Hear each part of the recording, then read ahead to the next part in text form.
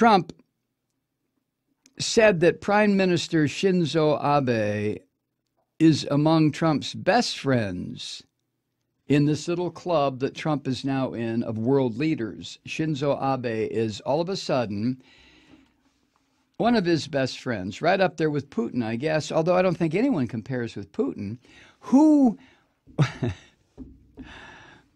Trump saluted. I'll read it to you. By turns generous and challenging, Mr. Trump saluted Prime Minister Shinzo Abe as among his best friends in the club of world leaders. Who considers Trump a best friend? A friend even? The French leader? The German leader? Who? Venezuela? Korea? The South Koreans are going apeshit about this. Trump keeps threatening nuclear war. Trump lives 9,000 miles away. The South Koreans live 35 miles away. I mean, who the fuck considers Trump, among all the global leaders, not to be a best friend, but even to be, who considers him to be rational?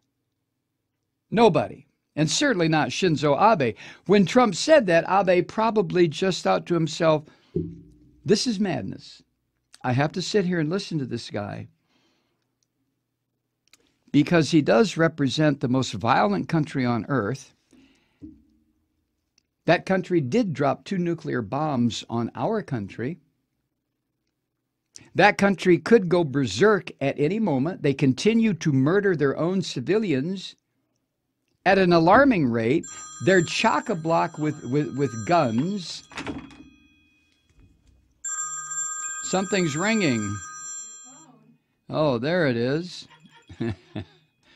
Well, we don't want Mikey's phone to be ringing while he's on the air, do we?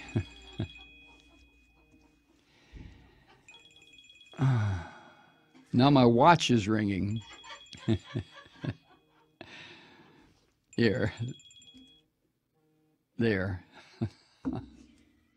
You can't escape, can you? Oops, now my glasses are ringing.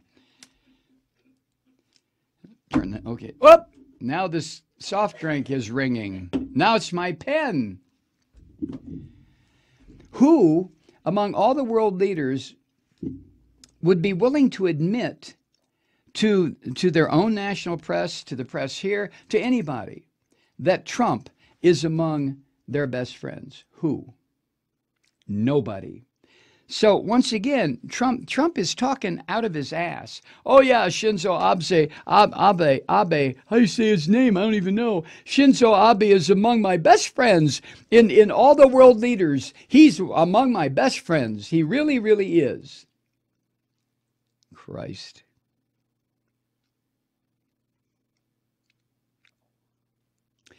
But at the same time, he had to bring up what he calls chronic trade imbalances with Japan.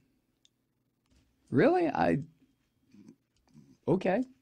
And also, what was even worse, he said he was disappointed that Shinzo, as Trump calls the Japanese prime minister, that Shinzo did not shoot down missiles that North Korea kept firing over Japan. Trump wants Shinzo to launch missiles, I guess, to hit missiles that are flying over Japan. Standing beside Shinzo at the Akasaka Palace in Tokyo, the orange asshole said this, quote, "He will shoot them out of the sky when he completes the purchase of lots of additional military equipment from the United States. The Prime Minister of Japan is going to be purchasing massive amounts of military equipment, as he should. It's a lot of jobs for us and a lot of safety for them." And the Japanese Prime Minister has to stand there, wait for the translation, and then probably think to himself, this asshole is more fucked up than any of my ministers told me to expect. He's really over the edge. So I, as the Prime Minister of Japan, have got to be very careful not to say or do the wrong thing in front of this maniac. I'm sure that's what Abe is thinking.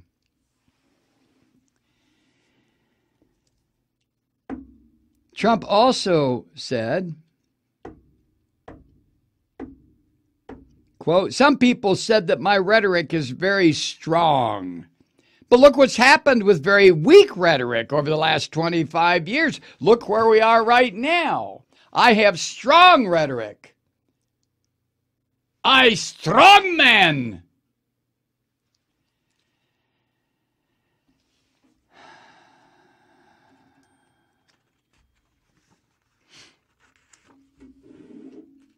Julie Hirschfeld Davis, writing for the Times, I love the way she put this. She said, Trump's remarks came on a day of high pomp and plain-spoken politics, which showcased both the president's fitful adjustment to the rituals of statecraft and his determination to keep pounding at the hot-button issues that vaulted him into the White House.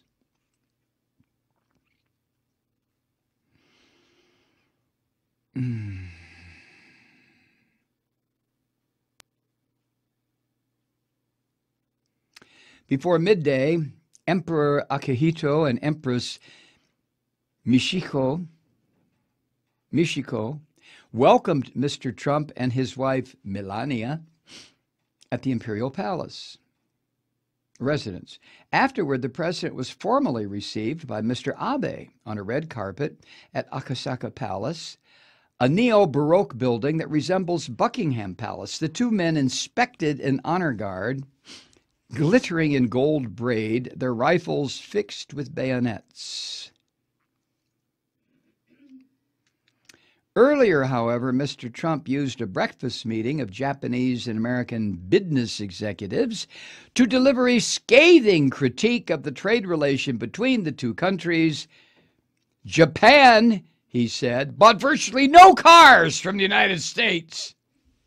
Well, you dumb fuck, that's because Japan, first of all, is a pretty small country about the size of California, and second, they make their own cars,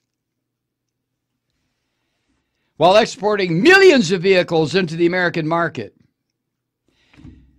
Oh my God. He said, disregarding the fact that Japanese car makers have built huge assembly plants in the United States. This is what Trump, the moronic fool, said. Quote, "Try building your cars in the United States instead of shipping them over. That's not too much to ask. Is that rude to ask?" Toyota factories, Mitsubishi factories, Honda factories are all over the United States. But this ignorant savage, this fascist moron, sits there in front of these business people. I mean, fuck them, but sits there in front of these business people, good American capitalists, good Japanese capitalists, and says shit like this. Why don't you build your cars in the United States?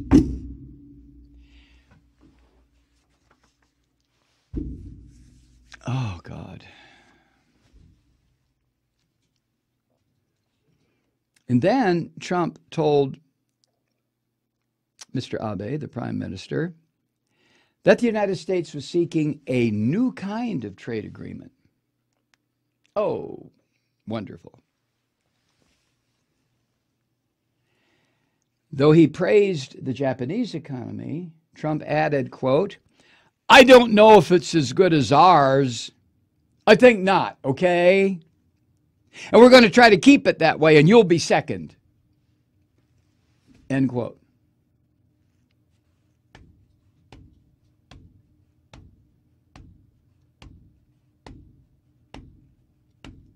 Your economy's not as good as ours, and we're going to keep it that way. You little fucking yellow people, you know, you just, you know, make your chopsticks and shit, you know, and we're going to be number one. We're going to stay number one because I'm in charge.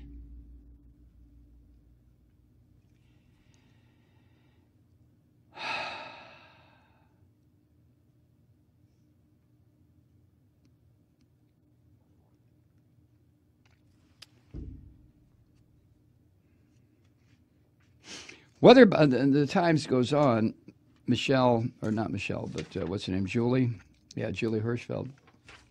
She goes on, whether by design or otherwise, Mr. Trump, who has repeatedly rejected the idea of direct negotiations with North Korea over curbing its nuclear program, Mr. Trump seemed to suggest that his stance could change if Mr. Kim returned the Japanese people his regime had abducted. North Korea has acknowledged only some abductions, releasing 5 people in 2002 and saying the rest died long ago.